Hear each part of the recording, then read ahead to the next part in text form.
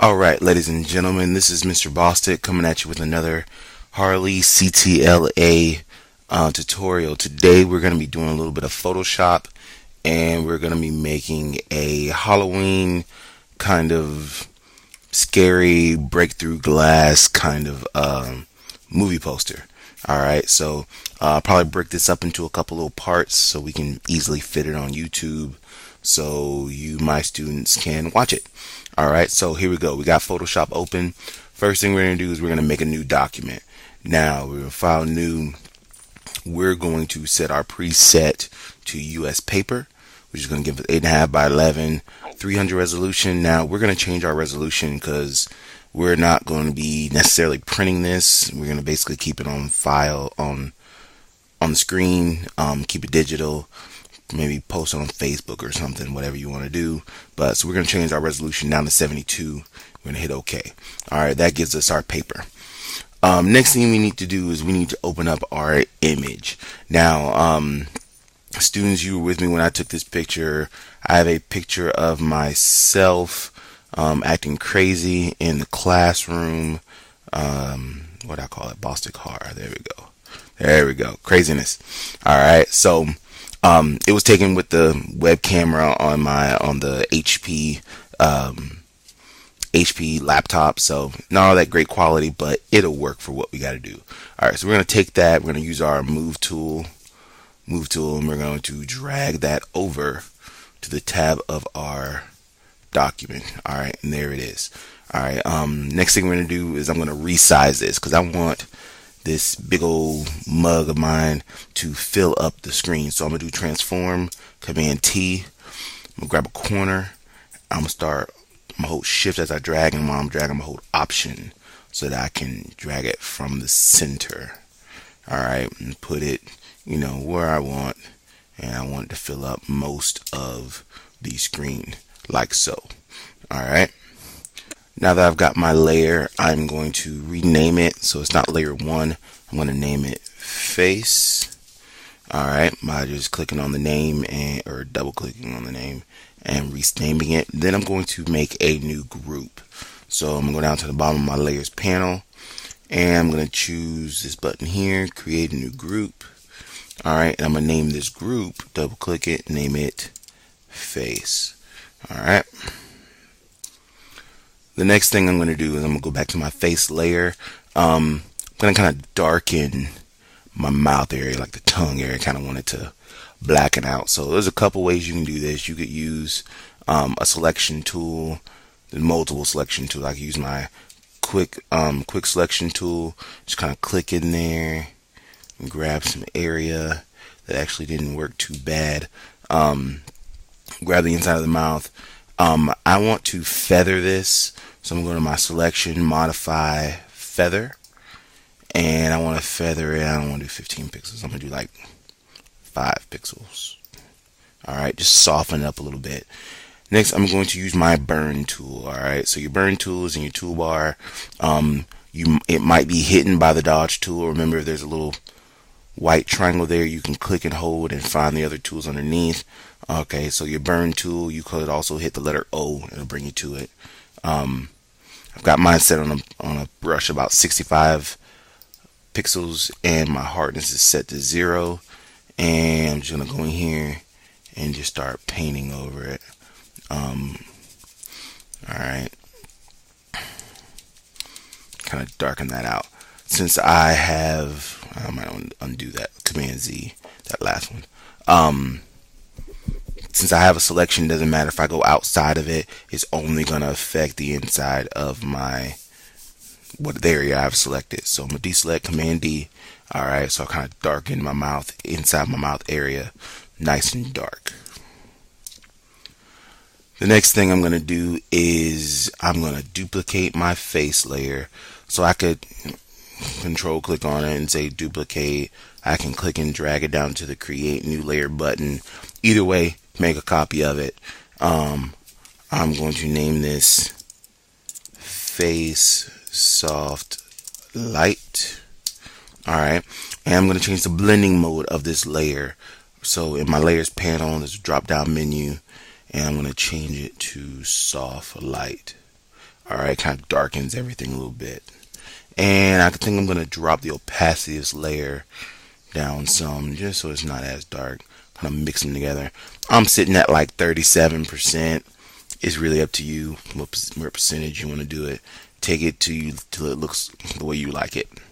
Alright, 37. I'm at 40 now. Whatever. Next thing I'm going to do is I've got all this. I've got my classroom behind me, and I don't really want that. I don't want to be wearing this kind of floral shirt that I got going on right now.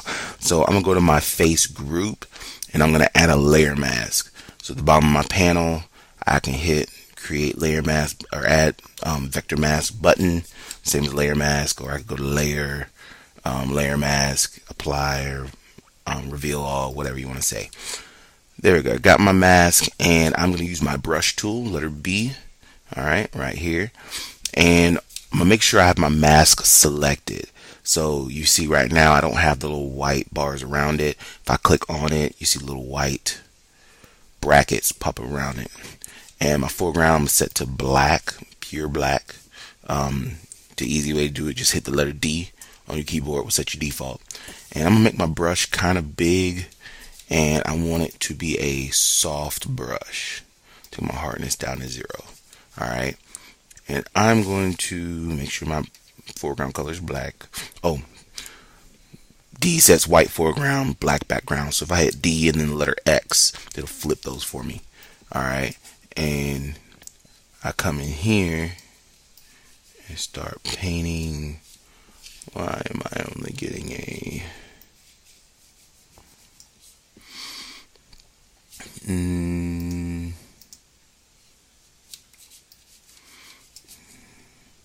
Well, that's not right.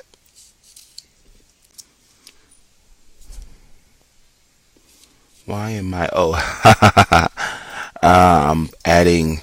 I've got a layer mask on my group, but my images are not in my group, so they're not being affected by my layer mask. So I need to grab both of these layers and put them inside of my group. Now notice when I put them on the group, I get this white box that appears all the way around that group. That means that when I let go, they're going to go inside of that group. Alright, and if I hit the little triangle here, it will collapse and uncollapse my group so I can see what's inside of it. You can tell that they're inside because they're kind of pushed over. See how the background is right, the edge of it is right here, and the edge of it are over there. So that lets me know those are inside of the group. So now as I paint, you can see that my white background is going, the classroom background is going away. Now to make this look more like what I want to finish up with, I'm going to go to this background layer. I'm going to set my default color, and I'm going to do option delete, which is fill with the foreground color. So if you set your foreground color to black and do option delete, it will fill that background layer with black. So I'll go back to my mask, and I can paint out all this stuff that I don't want. Make my brush a little bit bigger, and maybe not,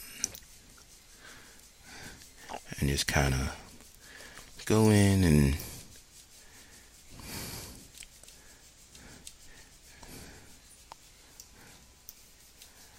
just trying to get myself nice and fade it out. Might make it a little bit bigger, and just fade myself into the darkness. Alright, there we go. There's Mr. Bossy looking crazy. Alright, now the cool thing with this is if you mess up, it's a mask. If I came in here and I did that, oops, all I gotta do is flip my colors back to white to might be my foreground. So I hit X, and I can come back in here and paint it back. Alright, if I paint too much, X to flip it back, and I can come back and get rid of whatever I don't want. Alright, so there it is. Alright, kind of crazy looking. Now the next thing I'm going to do is I want to get some like smoke, kind of fog, kind of stuff going on in my image. So I'm going to make a new layer, and and I want that layer to be above my group. So since I have my group selected, I click the new layer button and put it inside the group. I gotta move this out of my group by clicking it and dragging it above. So here, notice the group has got the white all the way around it. If I keep going up some, now I've got this bar right above the group. When I let go, that puts it above the group and outside of the group. Notice it's not indented anymore. Alright, so I'm gonna set my default colors, make sure pure black and white. On that new group, on that new layer, I'm gonna name it fog. Alright, and I'm gonna go to my filter, I'm gonna go to render, and I'm gonna hit clouds. Now you do that, you get this, and that's all well and good. But I want mine to be a little more intense. Alright, thank Bert Monroy for putting this out there. If you hold down your option key and you go to filter, render clouds, notice that now it gives me more intense clouds. The darkers are darker, the lighters are lighter. Alright, and it gives me something a little bit more interesting, more dynamic. And if I don't like this, it's just a filter. So I mean, I could hold option again, filter. The last filter you use will be at the top, so I can just hit clouds again and just go through there, and it'll just keep giving me different clouds. If I hold option command and just hit F, it will just keep doing clouds until I get something I like. I think that works. Gives me a little bit of, black all over the place with white blotches, which is kind of what I want. So I think that'll work. Now I've got that, I can't see my face anymore because my fog layer is above my group with my faces in it. So I'm gonna take my opacity and I'm gonna drop that down kind of low. I'm at like 28, 30-ish or whatever. What I am going to do is I'm going to add a layer mask to this group, or to this layer, and I am going to use my brush tool. Now I'm not going to use a black. Alright, I'm going to take my foreground color and I'm going to use a gray, because black would completely get rid of it. I just want to take off some of the cloudage off of my face. So I'll use a gray, and this will allow me just to take off some. I'll leave some of it on there, but this will just give me a little bit more detail in my face, like so. Okay.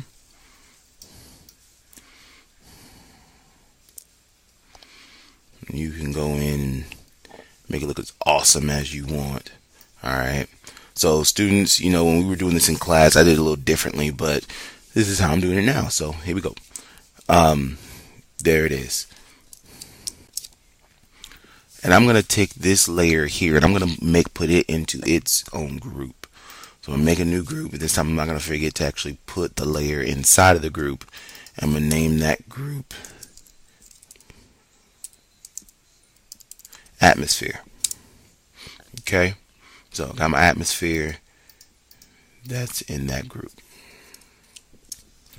The next thing I'm going to do is make sure I have my fog layer selected, and I am going to make a adjustment layer. So I'm going to hold down my option key, go down to the create new fill or adjustment layer button at the bottom of the layers panel. Looks like a yin yang circle, two-sided circle, and choose hue saturation while still holding my option key. Alright, that's going to bring up my new hue saturation layer. I don't really care about naming it right now, but I do want to click on this button, use previous layer, to create clipping mask, and click that and say OK. And that's going to pull this up. Notice now I have my hue saturation layer, and it's got this arrow here pointing down, so that means it's using this as the clipping mask. Take my saturation, drop it down pretty low. I'm at like 70, negative 74, 75, whatever. Alright, I'm going to take my lightness and I'm dropping it down, say negative 35, or anywhere between 30 and 40 will probably work okay. Alright, so that drops that down, makes it a little darker, kind of pushes the clouds or the fog kind of into the background, gives it an interesting look. Now what I'm going to do is I don't want the fog to take away from my crazy face, so I'm going to grab my atmosphere layer and I'm going to take the opacity. I'm going to start just drop it down a little bit. I want it to be subtle, so instead of having it bright and out there, I'm going to drop it down. I'm at like 83 or 80-ish. Alright, I just want it to kind of be there. And what I could do is I kind of took it off my face. I could go back to that fog mask. That's why the beauty of using masks is that you can always come back and modify it. I use that dark kind of gray. I'm gonna go back and I'm gonna make that gray a little lighter and come in with my brush and just kind of paint back in little spots. I don't even know where the fog was, but just paint it in a little bit. And you might see a whole lot, you might not. It all depends on the color of your layer and stuff. So there it is. Alright, and I can get back off of that.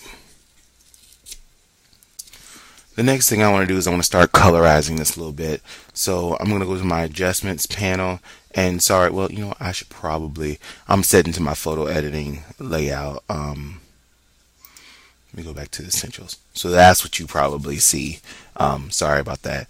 I am going to do a color balance layer. Alright, now since I had my atmosphere layer selected, it went inside of atmosphere. I actually wanted above atmosphere, and I can collapse atmosphere and collapse face, so you see what I got going on here. And in my color balance, I'm going to start off my tone, go to the shadows, do my red, go negative, -20, go blue. Maybe give it a blue tinge, like blue 29. It's really up to you, whatever kind of color look you want to give to your image. I think I'm going to pull that back a little bit. Actually, quite a bit. Maybe go like blue +15. Alright, I want to completely get rid of my skin tone, but give a little tinge of that new color. Next thing I'm going to do is I'm going to change from shadows to my midtones, and I'm going to take my red and I'm going to drop it down pretty low. Let's see, maybe about there. I'm at like 54, and do my blues maybe 14, maybe 10. Alright, this part is all up to you guys. You set it however you want. So I'm sitting at like 10. Next thing, I'm going to take my highlights and I'm going to do my red, maybe 20. I'm going to add a little green. I might go negative. Do on my green and magenta, I'm going to do -11. And I kind of like that, having that blue. Kind of punch that up, maybe 10, whatever. As you can see, I'm just kind of playing with it, and this is an adjustment layer. You could always come back and modify it, but that's where I'm going to sit at for right now. One thing I might want to do is turn on preserve luminosity, so that it keeps the luminosity of the image, so any highlights and stuff are going to show through a little bit better. Next thing I want to do is I'm going to add another adjustment layer. I'm going to do a black and white adjustment layer there, and try my preset, try high contrast blue filter. Woo, that didn't do what I wanted it to do. Maybe Maybe just a plain blue filter. Ugh, I don't like any of that. Make some white. Nah. I might like it better without the black and white. I don't know. I probably won't. I'll probably leave that off. Or I can turn it on, take my opacity and drop it way down, just so I knock out some of the color, but yet leave a bit. I've got my opacity at like 30, 32, 30, 28, whatever you want to do. Alright. But that just modifies it so it's not as deep blue. I still have some color coming through there. Alright. Not too bad so far. The next thing I'm going to do is, like I said, it's going to be kind of like I'm breaking through some glass. So I've got a glass image. I can get rid of that. Then I'm going to bring it in. Oh, where did I save it?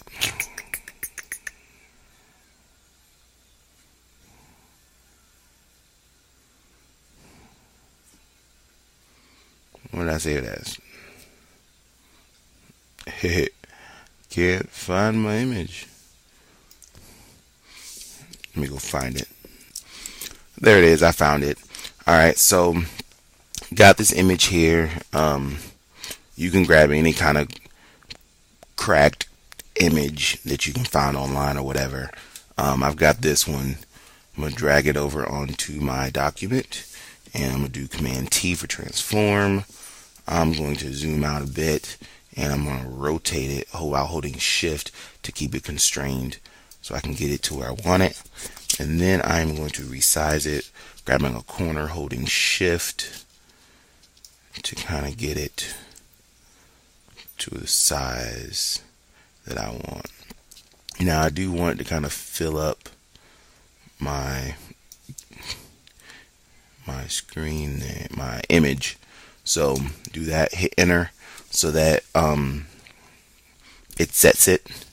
Do Command 1 so I can see that actual resolution, and I'm going to drop the opacity of it just so I can see where it is. And now I can kind of move it around a little bit. Kind of probably want to put it about there, so maybe yeah, and just play with it. This all comes down to personal taste. I think I kind of want that eye coming out of that corner a little bit like that.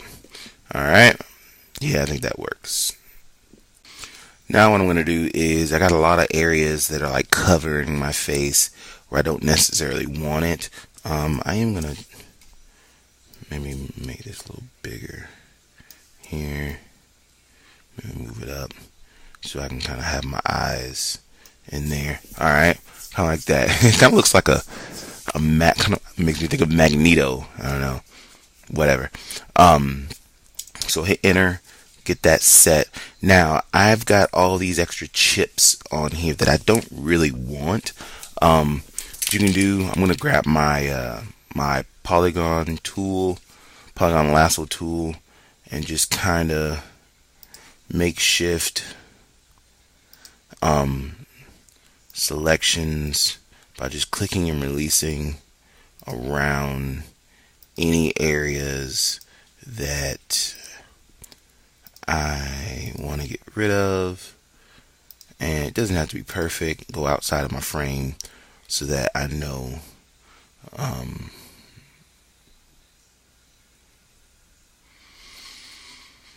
sorry, I'm trying to decide if I want to get rid of this stuff or not. For right now, I'm going to leave it that side and just come up here. And I want to make a closed path, so I got to come back to where I start. Notice my little icon gets a little circle next to it when I go over where I started. That means it's going to close my path. And I'm going to fill that with black, the foreground color. Alright, so I just Option Delete, since black is my foreground color, and it fills that area with black. Deselect, Command D. I think I kind of like those chips right there. I think I am gonna get rid of this a little bit. And remember, it don't gotta be perfect. Just kind of, I'm just clicking My polygon tool gives me straight lines for my selection, and I'll fill that with black just so my eye is kind of coming through there. And there's one here.